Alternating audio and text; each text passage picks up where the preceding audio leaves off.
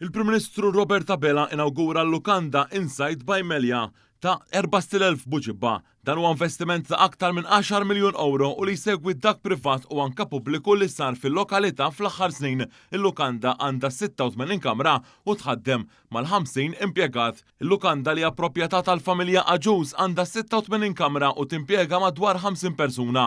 Waqt iż-żjara il-Prim Ministru Robert Abela qal li dan l-investimenti u l-fiduċja l-investituri Maltin u internazzjonali għandhom fil-potenzjal turistiku ta' pajjiżna, filwaqt li sostna li l-futur tas-settur għandu jibqa' mibni fuq il-kwalità.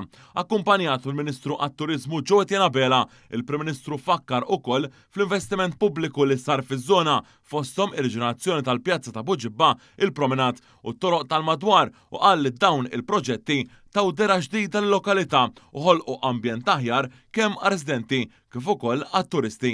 Il-Prim Ministru semma wkoll ir-riżultati pożittivi tas-settur turistiku bi kważi 1.7 miljun turist iżuru Malta bej Jannar u Mejjur ta' din is-sena u nefqa ta' kważi 1.4 biljun euro fl-ekonomija. U għattenna li l-Gvern se jkompli iħeġġeġ investiment turistiku ta' kwalità filwaqt li jkompli investi fl-infrastruttura u jsaħħaħ l-infurzar kontra imġiba antisoċjali biex Malta tibqa' destinazzjoni turistika ta' livell għoli.